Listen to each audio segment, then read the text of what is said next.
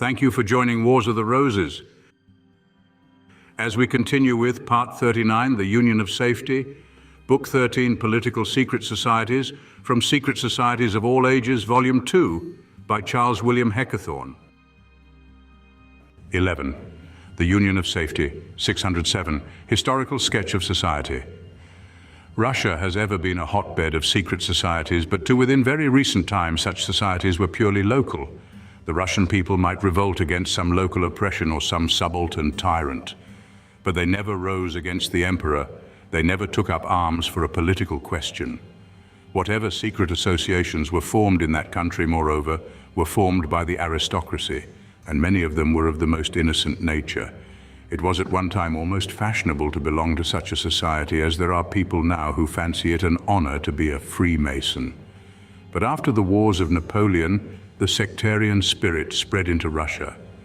Some of the officers of the Russian army, after their campaigns in Central Europe, on their return to their native country, felt their own degradation and the oppression under which they existed, and conceived the desire to free themselves from the same.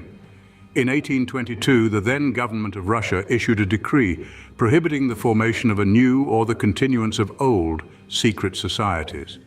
The decree embraced the Masonic lodges. Every employee of the state was obliged to declare on oath that he belonged to no secret society within or without the empire, or if he did, had immediately to break off all connection with them on pain of dismissal. The decree was executed with great rigor. The furniture of the Masonic lodges was sold in the open streets so as to expose the mysteries of Masonry to ridicule. When the state began to prohibit secret societies, it was time to form some in right earnest. Alexander Muraviev founded the Union of Safety, whose rites and ceremonies were chiefly Masonic frightful oaths, daggers, and poison figuring largely therein. It was composed of three classes: brethren, men, and boyards. The chiefs were taken from the last class.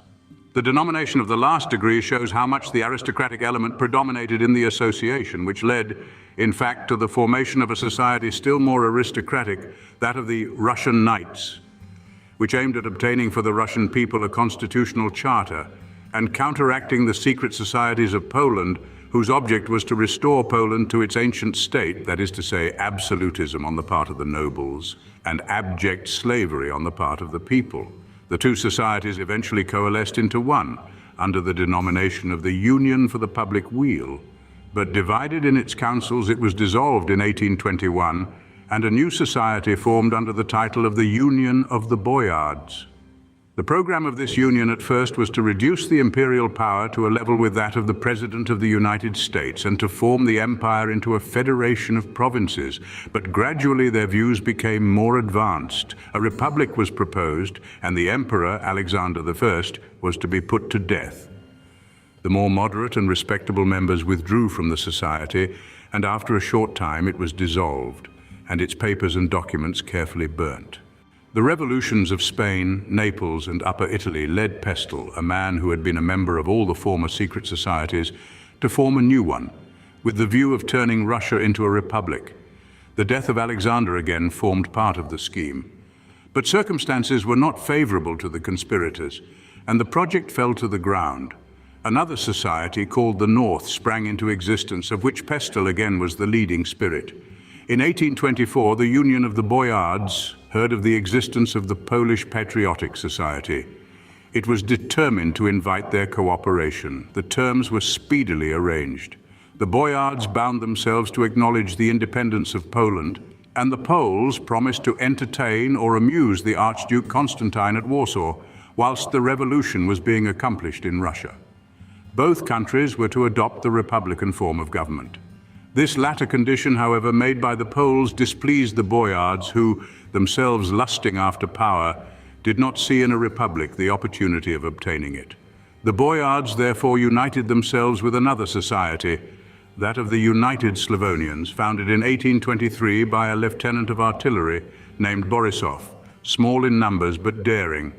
As the name implied, it proposed a Slavonian confederation under the names of Russia, Poland, Hungary, Bohemia, Moravia, Dalmatia, and Transylvania. The insurrection was on the point of breaking out, but the Emperor Alexander had already in June 1823 by the revelations of Sherwood, an Englishman in Russian service, who was ennobled, received some intimation of the plot, but seems to have neglected taking precautions. Whilst he was lying ill at Taganrog, Count de Witt brought him further news of the progress of the conspiracy, but the emperor was too near his death for active measures. He died, in fact, a few days after of typhoid fever he had caught in the Crimea. It was rumored that he died of poison, but such was not the case. The report of Sir James Wiley, who was with him to the last, disproves the rumor. Besides, it is certain that the conspirators were guiltless of the emperor's death, since it took them unprepared and scattered at inconvenient distances over the empire. Immediately on Alexander's death, General Dibitch, commanding at Kiev, ordered Colonel Pestel and about a dozen officers to be arrested. But the conspirators did not therefore give up their plan. They declared Nicholas, who succeeded Alexander, to be a usurper, his elder brother Constantino being the rightful heir to the throne. But Constantino had some years before signed a deed of abdication in favor of his brother, which however was not publicly known. And Alexander I, having died without naming his successor, the conspirators took advantage of this neglect to further their own purposes. But they were not supported by the bulk of the army or the people. Still, when it came to taking the oath of fidelity to the new emperor, an insurrection broke out at St. Petersburg, which was only quelled by a cruel and merciless massacre of the rebellious soldiers. Pestel, with many others, was executed, but his equanimity never deserted him, and he died with sealed lips, though torture is said to have been employed to wring confessions from him. Prince Trubetskoy, who had been appointed dictator by the conspirators, but who at the last moment pusillanimously betrayed them, was nevertheless by the merciless Nicholas I exiled to Siberia for life and condemned for 14 years to work in the mines, and he belonged to a family which had, with the Romanovs, competed for the throne. These secret societies, with another discovered at Moscow in 1838, whose members were some of the highest nobles of the empire and who were punished by being scattered in the army as private soldiers, these secret societies were the precursors of the Nihilists, whose history we have now to tell.